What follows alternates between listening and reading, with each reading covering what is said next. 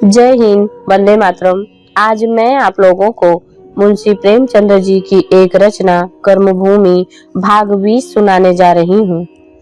लाला समरकांत की जिंदगी के सारे मंसूबे धूल में मिल गए। उन्होंने कल्पना की थी कि जीवन संध्या में अपना सर्वस्व बेटे को सौंप कर और बेटी का विवाह करके किसी एकांत में बैठकर भगवान का भजन और विश्राम करूंगा।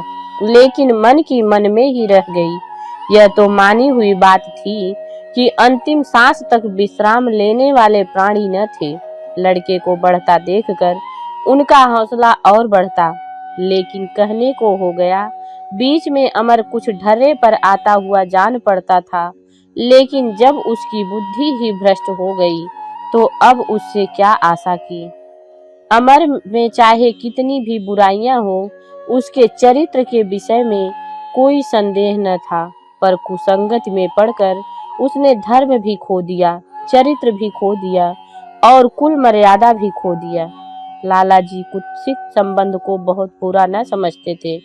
रसोइयों में यह प्रथा प्राचीन काल से चली आ रही थी। वह रईस ही क्या जो इस तरह का खेल न खेले, लेकिन धर्म को छोड़ने को तैयार हो जाना, खुलेआम खजाने, समाज की मर्यादाओं को तोड़ डालना, यह तो पागलपन है, बल्कि गधापन।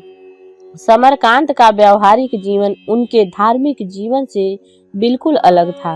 व्यवहार और व्यापार में वह धोखाधड़ी, छल प्रपंच सब कुछ क्षम्य समझते थे। व्यापार नीति में सन या कपास में कचरा भर देना, घी में आलू या घुइयां मिला देना औचित्य से बाहर न था, पर बिना स्नान किए वह मुंह में पानी न डालते थे। 40 वर्षों में ऐसा शायद ही कोई दिन हुआ हो कि उन्होंने संध्या के समय आरती न की हो और तुलसी दल माथे पर न चढ़ाया हो। एकादशी को बराबर निर्जला व्रत रखते थे। सारांश यह कि उनका धर्म आडंबर मात्र था, जिसका उनके जीवन में कोई प्रयोजन न था। सलीम के घर से लौटकर पहला काम जो लाला जी ने किया वह सुखदा को फटकारना था। इसके बाद नैना की बारी आई। दोनों को रुलाकर वह अपने कमरे में गए और खुद रोने लगे। रातों रात यह खबर सारे शहर में फैल गई। तरह तरह की मिसकॉट होने लगी। समरकांत दिन भर घर से नहीं निकले, यहाँ तक कि आज गंगा स्नान करने भी नहीं गए। कई आसामी रुपए लेकर आए, मुनीम तिजोरी की कुंजी मांगने गए। लाला जी ने ऐसा डांटा कि वह चुपके से बाहर निकल गया। आसामी रुपए लेकर लौट गए। खिदमतगार ने चांदी का गड़गड़ा लेकर सामने रख दिया। तंबाकू जल गया। लाला जी ने निगली भी नहीं, मुंह में भी नहीं ली। 10 बजे सुखदा ने आकर कहा, आप क्या भोजन कीजिएगा? लाला जी ने उसे कठोर आंखों से देखकर कहा, मुझे भूख नहीं है। सुखदा चली गई। दिन भर किसी ने कुछ नहीं खाया। रात के 9 बजे थे। नैना ने आकर कहा, दादा आरती में नहीं जाएंगे? लाला जी चौंके। हाँ जाऊंगा, क्यों नहीं? तुम लोगों ने कुछ खाया कि नहीं? नैना बोली, किसी की इच्छा नहीं है, कौन खाएगा? क्या किसी उसके पीछे सारा घर प्राण दे देगा? सुखदा इसी समय तैयार होकर आ गई। बोली, जब आप ही प्राण दे रहे हो तो दूसरे पर क्यों बिगड़ रहे हो?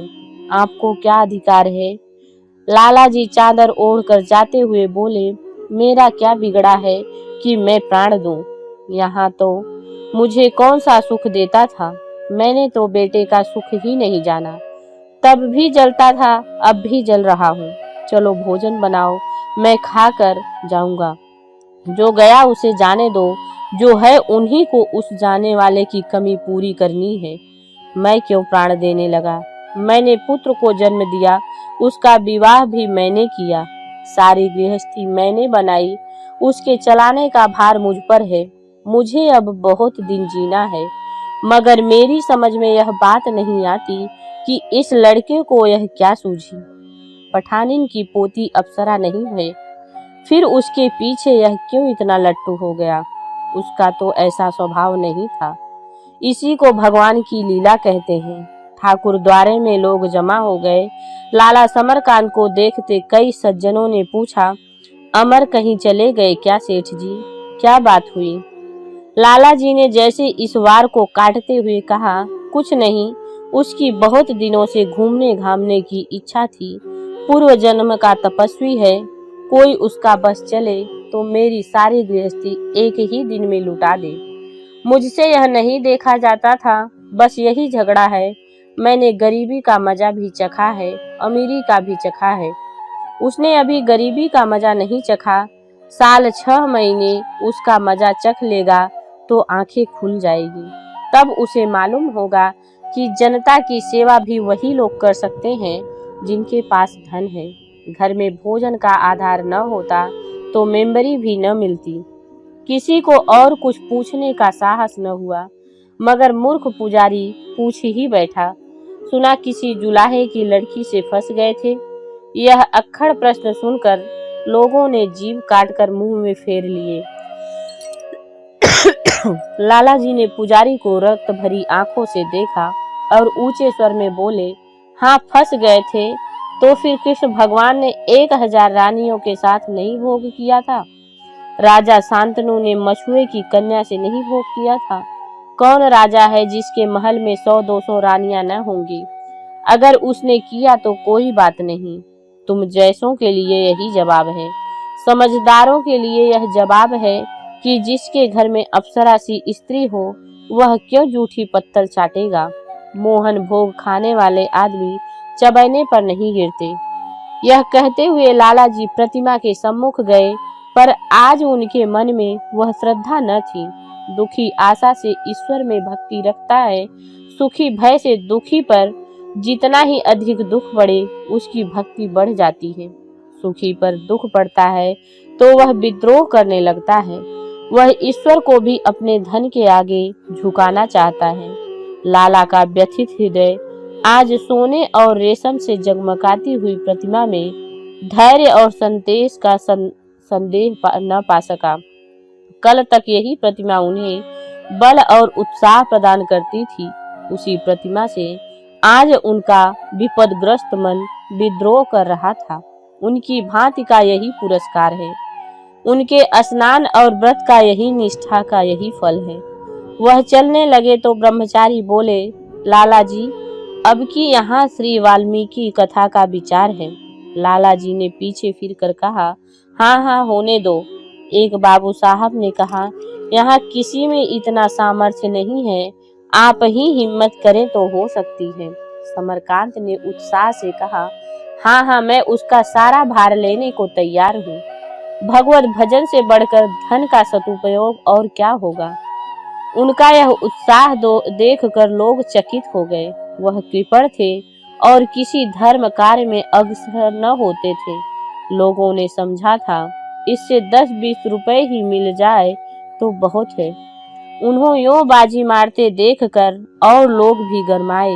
सेठ धनीराम ने कहा, आपसे सारा भार लेने को नहीं कहा जाता। लाला जी, आप लक्ष्मी पात्र हैं, सही पर औरों को भी तो श्रद्धा है, चंदे से होने दीजिए। समरकांत बोले, तो और लोग आपस में चंदा कर लें, जितनी कमी रह जाएगी वह मैं पूरी कर दूंगा। धनीराम को भय हुआ कहीं यह महाशय सस्ते न छूट जाएं। बोले, यह नहीं, आपको जितना लिखना हो लिख दो। समरकांत ने होड़ के भाव से कहा, पहले आप लिखिए। कागज कलम लाया गया। धनीराम ने लिखा 101 रुपए। समरकांत ने ब्रह्मचारी जी से पूछा, आपके अनुमान से कुल कितना खर्च होगा? ब्रह्मचारी जी का तखमीना 1000 का था। समरकांत ने 899 लिख दिए और वहां से चल दिए। सच्ची श्रद्धा की कमी हो वह धन से पूरा करना चाहते थे। धर्म की क्षति जिस अनुपात से होती है उसी अनुपात से आडंबर की वृद्धि होती है। अमरकांत का पत्र लिए हुए नैना अंदर आई तो सुखदा ने पूछा, किसका पत्र है? नैना ने खत पाते ही पढ़ डाला था। बोली, भैया का। सुखदा ने पूछा, अच्छा उनका खत है, कहाँ है? हरिद्वार के पास किसी गांव में है। आज 5 महीने से दोनों में समरकांत की कभी चर्चा न हुई थी, मानो वह कोई घाव था। जिसको छूते ही दोनों के दिल कांपते थे। सुखदा ने फिर कुछ न पूछा, बच्चे के लिए फ्रॉक सी रही थी, फिर सीने लगी। नैना पत्र का जवाब लिखने लगी। इसी वक्त वह जब जवाब भेज देगी। आज 5 महीने में आपकी मेरी सुध आई। जाने क्या क्या लिखना चाहती थी। कई घंटों के बाद वह खत तैयार हुआ, जो हम पहले ही देख चुके हैं। खत लेकर वह भाभी को दिखाने गई। सुखदा ने देखने की जरूरत न समझी। नैना ने हताश होकर पूछा, तुम्हारी तरफ से भी कुछ लिख दूं? नहीं, कुछ नहीं, तुम ही अपने हाथ से लिख दो, मुझे कुछ नहीं लिखना है। नैना रुआसी होकर चली गई। खत डाक में भेज दिया गया। सुखदा को अमर के नाम से चिढ़ हो गया था। उसके कमरे में अमर की तस्वीर थी, उसे उसने तोड़कर फेंक दिया। अब उसके पास अमर की याद दिलाने वाली कोई चीज नहीं थी। यहाँ तक कि बालक से भी उसका जी हट गया था। वह अब अधिकतर नैना के पास रहता था। स्नेह के बदले उस पर दया करती थी, पर इस पराजय ने उसे हताश नहीं किया। उसका आत्म स्वाभिमान कई गुना बढ़ गया। आत्मनिर्भर भी अब वह कहीं ज्यादा हो गई थी। वह अब किसी की उपेक्षा नहीं करना चाहती। स्नेह के दबाव के सिवा और किसी दबाव से उसका मन विद्रोह करने लगता था। उसकी विलासिता मानो मान के वन में खो गई है। लेकिन आश्चर्य की बात यह है कि सकीना से उसे लेश मात्र भी द्वेष नहीं। वह उसे भी अपनी ही तरह, बल्कि अपने से अधिक दुखी समझती है।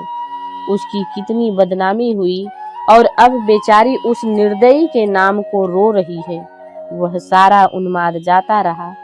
ऐसे छिछोरों का एतबार ही क्या। वहां कोई दूसरा शिकार फंस लिया होगा। उससे मिलने की उससे बड़ी इच्छा थी, पर सोच सोच कर रह जाती थी। एक दिन पठानी से मालूम हुआ कि सकीना बहुत बीमार है। उस दिन सुखदा ने उससे मिलने का निश्चय कर लिया। नैना को भी साथ ले लिया। पठानी ने रास्ते में कहा, मेरे सामने तो उसका मुंह ही बंद हो जाएगा। मुझसे तो तभी से बोलचाल नहीं है। मैं तुम्हें घर दिखाकर कहीं चली जाऊंगी। ऐसी अच्छी शादी हो रही थी, उसे मंजूर ही न किया। मैं भी चुप हूँ, देखूं कब तक उसके नाम को बैठी रहती हूँ। मेरे जीते जी तो लाला घर में कदम रखने न पाएंगे। हाँ, पीछे को नहीं कह सकती। सुखदा ने छेड़ा, किसी दिन उनका खत आ जाए और सकीना चली जाए तो क्या करोगी? बुढ़िया आंखें निकाल कर बोली, मजाल है कि इस तरह चली जाएगी, खून पी जाऊंगी। सुखदा ने फिर छेड़ा, वह मुसलमान होने को कहते हैं, तब तुम्हें क्या इनकार है? पठानी ने कानों पर हाथ रखकर कहा, अरे बेटा, जिसकी जिंदगी भर नमक खाया उसका घर उजाड़कर अपना घर बनाऊं, यह शरीफों का काम नहीं है। मेरी तो समझ में ही नहीं आता, छोकरी में क्या देखकर भैया रीझ पड़े। अपना घर दिखाकर पठानी तो पड़ोस के घर में चली गई। दोनों युवतियों ने सकीना के द्वार की कुंडी खटखटाई। सकीना ने उठकर द्वार खोल दिया। दोनों को देखकर वह घबरा सी गई, जैसे कहीं भागना चाहती है। कहाँ बैठाए, क्या सत्कार करे? सुखदा ने कहा, तुम परेशान न हो बहन, हम इस खाट पर बैठ जाते हैं। तुम तो जैसे घुलती जा रही हो। एक बेकार मर्द के चकमे में पड़कर क्या जान दे दोगी? सकीना का पीला चेहरा शर्म से लाल हो गया। उसे ऐसा जान पड़ा कि सुखदा मुझसे जवाब तलब कर रही है। तुमने मेरा बना बनाया घर क्यों उजाड़ दिया? इसका सकीना के पास कोई जवाब न था। वह कांड उस आकस्मिक रूप से हुआ कि वह स्वयं कुछ नहीं समझ सकी। पहले बादल का एक टुकड़ा आकाश के एक कोने में दिखाई दिया। देखते देखते सारा मेघा छिन्न हो गया और ऐसी जोर की आंधी चली कि वह खुद उसमें उड़ गई। वह क्या बताए कैसे क्या हुआ? बादल के उस टुकड़े को देखकर कौन कह सकता था आंधी आ रही है? उसने सिर झुकाकर कहा, औरत की जिंदगी है ही किस लिए बहन जी? वह अपने दिल से लाचार है। जिससे का उम्मीद करती है वही दगा दे जाता है। उसका क्या अख्तियार, लेकिन बेवफाओं से मोहब्बत न हो तो मोहब्बत में मजा ही क्या रहे। शिकवा शिकायत, रोना धोना, बेताबी और बेकरारी, यही तो मोहब्बत के मजे हैं। फिर मैं तो वफा की उम्मीद भी नहीं करती। मैं उस वक्त भी इतना जानती थी कि यह आंधी 2-4 घड़ी की मेहमान है, लेकिन तस्कीन के लिए तो इतना ही काफी था कि जिस आदमी की मैं दिल में सबसे ज्यादा इज्जत करने लगी, उसने मुझे इस लायक तो समझा नहीं। मैं इस कागज की नाव पर बैठकर भी सफर को पार कर दूंगी। सुखदा ने देखा इस युवती का हृदय कितना निष्कपट है। कुछ निराश होकर बोली, यही तो मर्दों के हथकंडे हैं। पहले तो देवता बन जाएंगे, जैसे सारी शराफत इन्हीं पर खत्म है, फिर तोतों की तरह आंख फेर लेंगे। सकीना ने ढिठाई के साथ कहा, बहन बनने से कोई देवता नहीं हो जाता। आपकी उम्र चाहे 1-2 साल मुझसे ज्यादा हो, लेकिन मैं इस मामले में आपसे ज्यादा तजुर्बा रखती हूँ। यह घमंड से नहीं कहती, शर्म से कहती हूँ। खुदा न करे गरीब की लड़की हसीन हो। गरीब में हुस्न बला है, वहाँ बड़ों का तो कहना ही क्या, छोटों की रसोई भी आसानी से हो जाती है। अम्मा बड़ी पारसा हैं, मुझे देवी समझती होंगी, किसी जवान को दरवाजे पर खड़ा नहीं होने देती। लेकिन इस वक्त बात आ पड़ी है तो कहना पड़ता है कि मुझे मर्दों को देखे और परखने के काफी मौके मिले हैं। सभी ने मुझे दिल बहलाव की चीज समझा और मेरी गरीबी से अपना मतलब निकालना चाहा। अगर किसी ने मुझे इज्जत की निगाह से देखा तो वह बाबूजी थे। मैं खुदा को गवाह करके कहती हूँ कि उन्होंने मुझे एक बार भी ऐसी निगाहों से नहीं देखा और न एक कलाम भी ऐसा मुंह से निकाला जिसमें छिछोरेपन की बू आई हो। उन्होंने मुझे निकाह की दावत दी, मैंने मंजूर कर लिया। जब तक वह खुद उस दावत को रद्द न कर दे, मैं उनकी पाबंद रहूंगी, चाहे मुझे उम्र भर यूं ही क्यों न रहना पड़े। 4-5 बार की मुख्तसर मुलाकातों से मुझे उन पर इतना विश्वास हो गया कि मैं उम्र भर उनके नाम से बैठ सकती हूँ। मैं अब पछताती हूँ कि क्यों न उनके साथ चली गई। मेरे रहने से उन्हें कुछ तो आराम होता, कुछ तो उनकी खिदमत कर सकती। इसका तो मुझे यकीन है कि उन पर रंग रूप का जादू नहीं चल सकता। हूर भी आ जाए तो उसकी तरफ आंखें उठाकर न देखेंगे, लेकिन खिदमत और मोहब्बत का जादू उन पर बड़ी आसानी से चल सकता है। यह खौफ है। मैं आपसे सच्चे दिल से कहती हूँ बहन, मेरे लिए इससे बड़ी खुशी की बात नहीं हो सकती कि आप और फिर मिल जाएं, आपस का मनमुटाव दूर हो जाए। मैं उस हालत और भी खुश रहूंगी। मैं उनके साथ न गई, इसका यही सबब था, लेकिन बुरा न मानो तो एक बात कहूँ।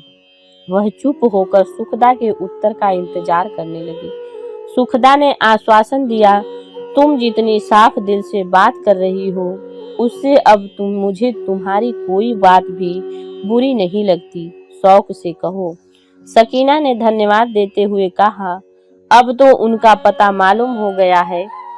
आप एक बार उनके पास चली जाएं। वह खिदमत के गुलाम हैं और खिदमत से ही आप उन्हें अपना सकती हैं। सुखदा ने पूछा, बस या और कुछ? बस, और मैं आपको क्या समझाऊंगी, आप मुझसे कहीं ज्यादा समझदार हैं। उन्होंने मेरे साथ विश्वासघात किया है।